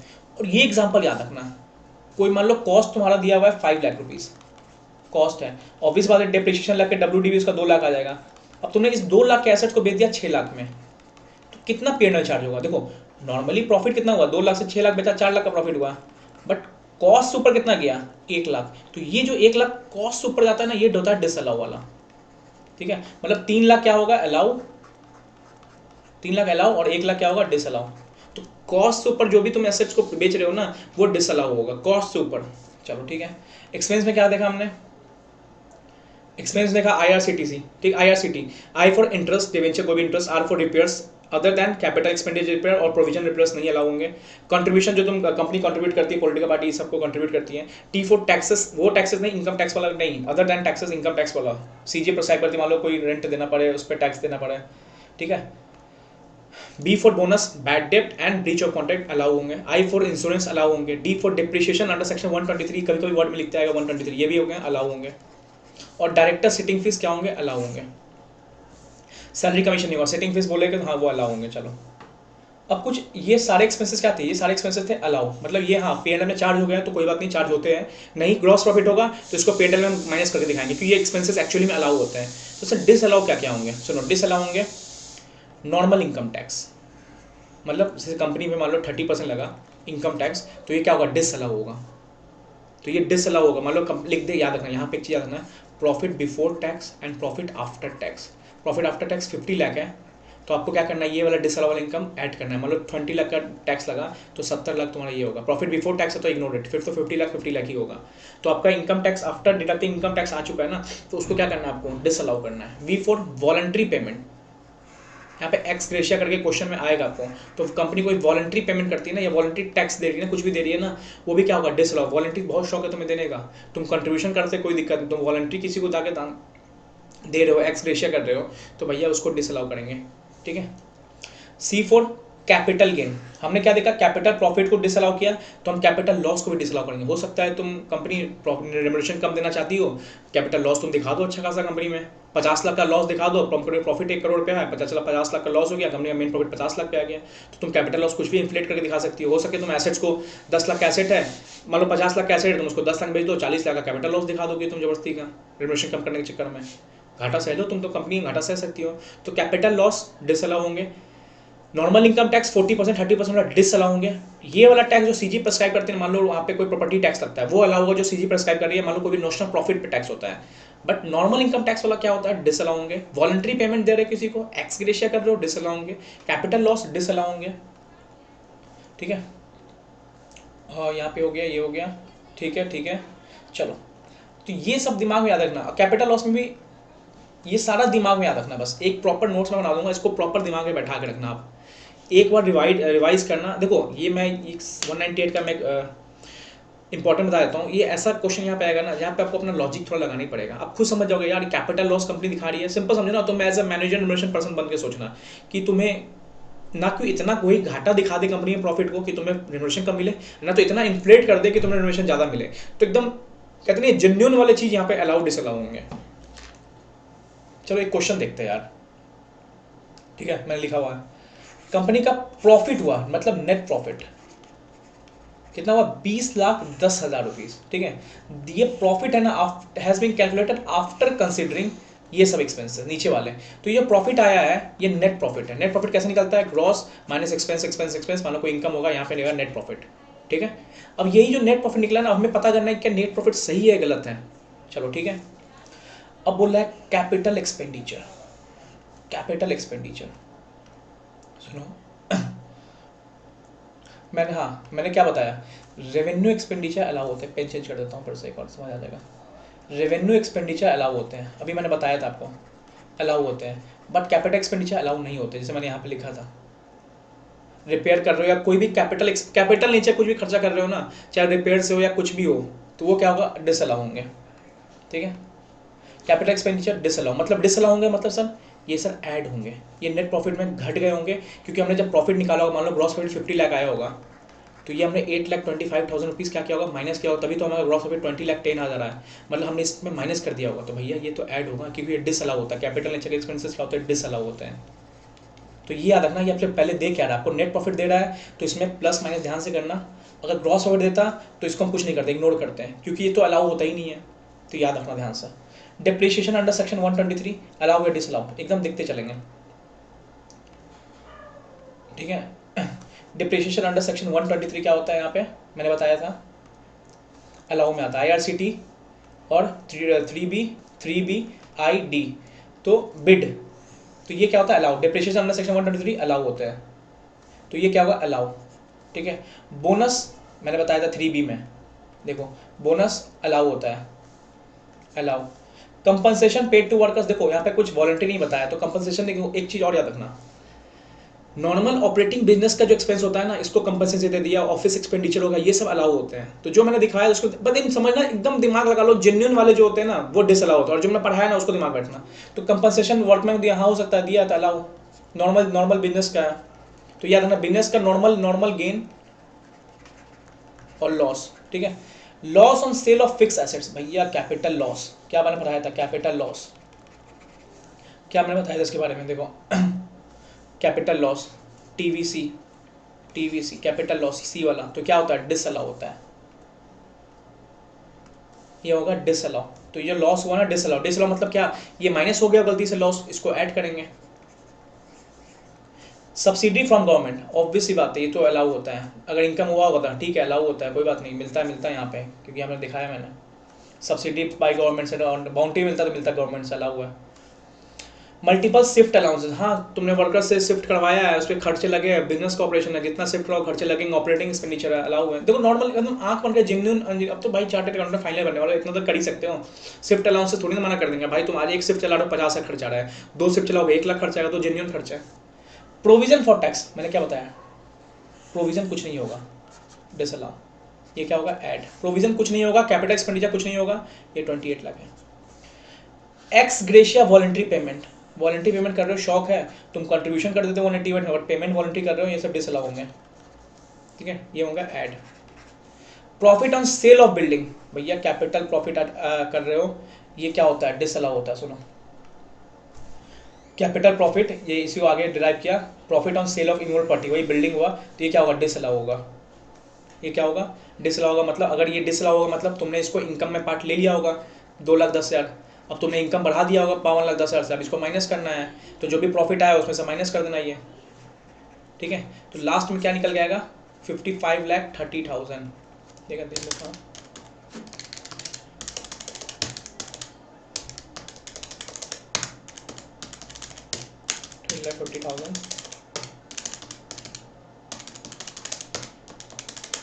हाँ 55,30,000, ठीक है। तो ये आपका क्या हो गया, ये आपका नेट प्रॉफिट आया एज पर सेक्शन 198। अब इसी मान लो एमडी होगा तो 55,30,000 का इसका क्या होगा 5%, एमडी है तो निकाल देंगे इसका मैक्सिमम प्रॉफिट। तो ये आपको ये थोड़ा दिमाग रखना पड़ेगा, मैं वही बोल रहा हूँ जेन्युइन खर्चे क्या होंगे, अलाउ डिसअलाउ करना, ध्यान 2 चीज़ रखना, नेट प्रॉफिट पे ध्यान रखना, नेट प्रॉफिट बोला है तो आपको एडजस्टमेंट्स को ध्यान रखना क्योंकि ऑलरेडी एडजस्टमेंट हो चुके हैं, ग्रॉस प्रॉफिट बोला है तो ध्यान रखना कौन से होने हैं कौन से इग्नोर होने हैं, चलो ठीक है।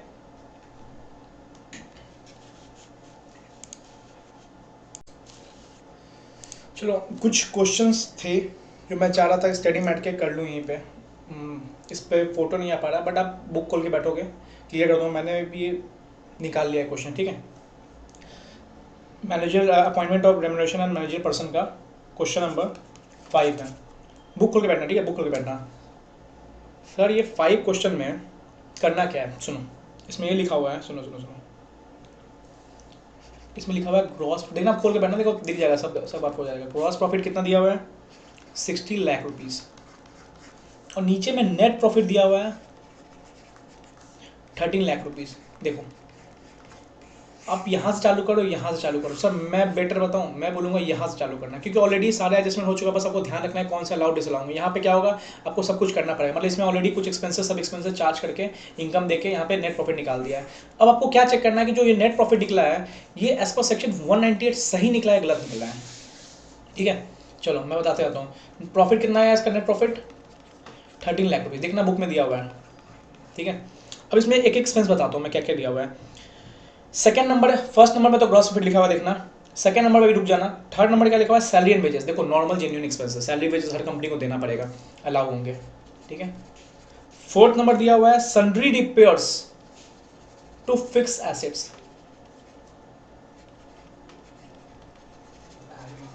सन्ड्री रिपेयर्स होते हैं normal day to day expenses वाले होते हैं फिक्स एसेट्स में, कोई कैपिटल नेचर के एक्सपेंस नहीं है, ये होता है अलाउ। 5 दिया हुआ subsidy from government, sir subsidy government allow होते हैं, मतलब इनकम का पार्ट बनेगा ये, ठीक है। 6 नंबर क्या दिया हुआ है कंपनसेशन और for breach of contract, sir मैं पढ़ा था सर 3B में, बोनस में पढ़ा था, ब्रीच ऑफ कॉन्ट्रैक्ट में पढ़ा था, तो ये अलाउ होता है, देखो मैं लिखवाया होता सारा, ठीक है। 7 में क्या डिप्रिशिएशन, सर 123 सेक्शन अलाउ होता है। सुनो एक चीज़ और बताता हूँ, अगर सिर्फ मान लो कि प्रॉफिट दिया हुआ, एक क्वेश्चन आएगा कभी का, प्रॉफिट दिया हुआ 13 लाख, इसमें लिख दिया हुआ है डिप्रिशिएशन 10 लाख और नीचे लिख दिया information depreciation as per section 123 13 lakh, तो ये बस पीजीपीपी टाइप करना, ये 10 लाख को ऐड कर देना और ये 13 लाख को माइनस कर देना, मतलब ये अलाउ होंगे, तो पीजीपी में जैसे करते हैं तो वैसे करना, बट कुछ इन्फॉर्मेशन नहीं दिया है तो एज्यूम ऑलवेज कि सेक्शन 123 का डिप्रिशिएशन है ऑलवेज अलाउ, ठीक है। 8 में क्या दिया हुआ है loss on sale of current assets, मतलब इन्वेस्टमेंट अलाउ होता है, कैपिटल नेचर अलाउ नहीं होता है, करेंट इन्वेस्टमेंट अलाउ होता है, देखना सब दिया हुआ बुक में। 9 में क्या हुआ interest on secured loan, interest on secured loan allow, ठीक है। 10 में दिया हुआ है इंटरेस्ट ऑन डिवेंचर, मैंने क्या बोला इंटरेस्ट लोन पे हो डिवेंचर पे हो इंटरेस्ट वाला अलाउ होता है IRCTC में, ठीक है अलाउ, मतलब यहाँ ये एक्सपेंस का पार्ट बनेंगे वो प्रॉफिट का पार्ट बनेंगे। 11 नंबर देखना क्या दिया हुआ है, इसको मैं रेट करने वाला हूँ, जिसको दिक्कत है वहाँ पे रेट करने वाला हूँ मैं। रिपेयर एक्सपेंसेस लिखा हुआ सर यहाँ पे देखना कैपिटल नेचर, अब तुमने कैपिटल नेचर के एक्सपेंस को P&L में चार्ज कर दिया, मतलब डिडक्ट कर दिया, एक्सपेंस चार्ज कर दिया, नहीं होना था तो ये ऐड होगा, तो जो प्रॉफिट है ना इसमें ऐड करना कैपिटल एक्सपेंडिचर कितने का 2 लाख का, तो आ गया 15 लाख। अब सर जब मैं सेकेंड पॉइंट रोका होता ना, अब इसको यहाँ लिखता हूँ, क्या लिखा हुआ है प्रॉफिट, प्रॉफिट में 2 चीज़ लिखा, सुनो कॉस्ट दिया हुआ है 10 लाख, WDV दिया हुआ है 6 लाख, और सेल कितना में किया, या मतलब प्रॉफिट कितना दिखा रहा है, प्रॉफिट डायरेक्ट दिखा रहा है, प्रॉफिट दिखा रहा है 5 लाख, मतलब सेल कितना में किया होगा 6 लाख का WDV है तो सेल कितना में किया होगा 11 लाख। मैंने क्या बताया प्रॉफिट जो 5 लाख हुआ है ये पूरा प्रॉफिट क्या होता है, ऐसा नहीं है अलाउ डिसअलाउ, इसमें से क्या चेक करते हैं जो कॉस्ट से ऊपर का प्रॉफिट होता है, कॉस्ट से ऊपर का प्रॉफिट, कॉस्ट कितना है, कॉस्ट है 10 लाख, इससे ऊपर का प्रॉफिट कितना हुआ, सेल कितना हुआ 11 लाख, तो ये 1 लाख क्या होगा, ये 1 लाख डिसअलाउ होगा, मतलब ये 1 लाख का प्रॉफिट कैपिटल नेचर का प्रॉफिट होता है, ये डिसअलाउ होंगे। सर 4 लाख चलेगा, तो ये बात याद रखना, मैं बार बोलता हूँ ये बात याद रखना, कॉस्ट से ऊपर का लॉस, कॉस्ट से ऊपर का प्रॉफिट हमेशा डिसअलाउ। 6 लाख से लेकर 10 लाख तक जो 4 लाख है ये कोई ये अलाउ होंगे, बट 10 लाख और 11 लाख का जो डिफरेंस है ना 1 लाख, या मान लो 12 लाख होता है ना तो ये 2 लाख, ये 2 लाख होता है डिसअलाउ, मतलब इसमें से माइनस कर देंगे 1 लाख रुपीज़, तो हमारा नेट कितना आ जाएगा 14 लाख रुपया, देखना आंसर वही है, ठीक है 14 लाख आंसर है। तो अब इस 14 लाख में क्या हुआ, कंपनी रेमुनेशन कितना देना है 11% ओवरऑल पूछा है, तो 11% निकाल देंगे और कंपनी का रेमुनेशन हो जाएगा 1,54,000 रुपीज़, तो ऐसे निकलेगा, तो याद रखना। देखो जो जेन्युइन है उसको ठीक है, नेट प्रॉफिट दे दिया इसमें, ग्रॉस प्रॉफिट बोलता है ना, तो अब ग्रॉस प्रॉफिट से मान लीजिए क्वेश्चन में आपको नेट प्रॉफिट नहीं दिया था, ग्रॉस प्रॉफिट दिया था, तो अब ये सब माइनस करते प्लस करते तब निकालते हैं, जेन्युइन वाले क्या होते हैं ऐड प्लस करते, जो नहीं होने वाले उसको इग्नोर करते ग्रॉस प्रॉफिट टाइम, ठीक है। चलो क्वेश्चन नंबर 5 6 भी ले ही लेता हूँ मैं, अच्छा लग रहा था सर। 6 किसके रिगार्डिंग है, थोड़ा थोड़ा इसी से है बट बता देता हूँ। हमने क्या पढ़ा था, जब कंपनी का इनएडुकेट प्रॉफिट या प्रॉफिट नहीं होगा तो on the basis of effective capital, तो इफेक्टिव कैपिटल का क्वेश्चन है ये, ठीक है देख लेते हैं। बुक खुला होगा आपके पास या तो PDF खुला होगा, आपके क्वेश्चन दिया होगा authorise share capital, effective capital में आता है नहीं आता, ऑथराइज नहीं आता है, इशूड एंड पेड अप आता है, पेड अप शेयर कैपिटल में इफेक्टिव कैपिटल ऐड करते हैं, कितना है इसमें paid up share capital 5 crore rupees, ठीक है 5 करोड़ रुपीज़ क्या होगा ऐड होगा, ऑथराइज नहीं होता, इशूड या पेड अप शेयर कैपिटल होता है, ठीक है। उसमें और क्या ऐड करना है, देखो शेयर प्रीमियम अकाउंट ऐड होता है 25 लाख रुपीज़, ठीक है। फिर क्या ऐड होता है रिजर्व्स एंड सरप्लस, अब इसमें एक चीज़ देखना क्या बोल रहा है, रिजर्व सरप्लस 35 लाख का है, बट इसमें क्या बोल रहा है अमाउंट 25 लाख का रिवैल्यूएशन का इंक्लूड है, मतलब 25 लाख माइनस करना है, तो कितना बचा मेन हमारा 10 लाख, तो रिवैल्यूएशन रिजर्व्स नहीं ऐड होते, याद रखना, आपको बताया भी था। ऐड क्या करना, और टर्म लोन जो 1 साल से ज़्यादा वाला है, 1 ईयर वाला है, 1 ईयर से अबव वाला है, तो इसमें है 1 ईयर अबव 12 लाख, ठीक है। करेंट बोरोइंग नहीं लेना है कुछ, इग्नोर इट, कुछ नहीं, क्योंकि ये लॉस शॉर्ट टर्म वाला है, यहाँ पे लिखा हुआ है कैस्केड लोन फ्रॉम बैंक, नहीं लेना है। अब क्या आता है, अब लिस्ट करना होता है क्या क्या, इन्वेस्टमेंट पार्ट्स, लिस्ट क्या करना है, इन्वेस्टमेंट, नॉन करंट इन्वेस्टमेंट, देखो ये क्वेश्चन आएंगे एग्जाम में आपके, नॉन करंट इन्वेस्टमेंट क्या करना है, लिस्ट करना है, कितना है 10 लाख। और क्या लिस्ट करना है, एक्यूमुलेटेड लॉस, जो भी एक्यूमुलेटेड लॉस अभी तक होते हुए आया कंपनी का, वो भी क्या करना है, लिस्ट करना है, कितना का है 5 लाख, ये सब मैं बताया था। और क्या था, प्रीलिमिनरी एक्सपेंसेस, कंपनी बनने से पहले प्री इनकॉर्पोरेशन एक्सपेंसेस जो अभी तक क्या हुए, राइट ऑफ नहीं हुए, याद रखना, प्रीलिमिनरी एक्सपेंसेस तो ठीक है माइनस होता है, बट वही वाले होते हैं जो नॉट राइट ऑफ हुए, अभी तक उसको नहीं राइट ऑफ किया P&L से, वो वाला ही माइनस करना है, अगर राइट ऑफ हो चुका तो नहीं करना होता, ठीक है। 3 लाख, तो देख लो ना, 5 25 5 35, 5 करोड़ 47 लाख, 10 5 15 3 18, माइनस कर दो 18, इसको लिख देना A, इसको लिखना B, और A minus B, 5 crore 29 lakh rupees, 5 crore 29 lakh rupees, ठीक है। तो आपका क्या होगा, इफेक्टिव कैपिटल।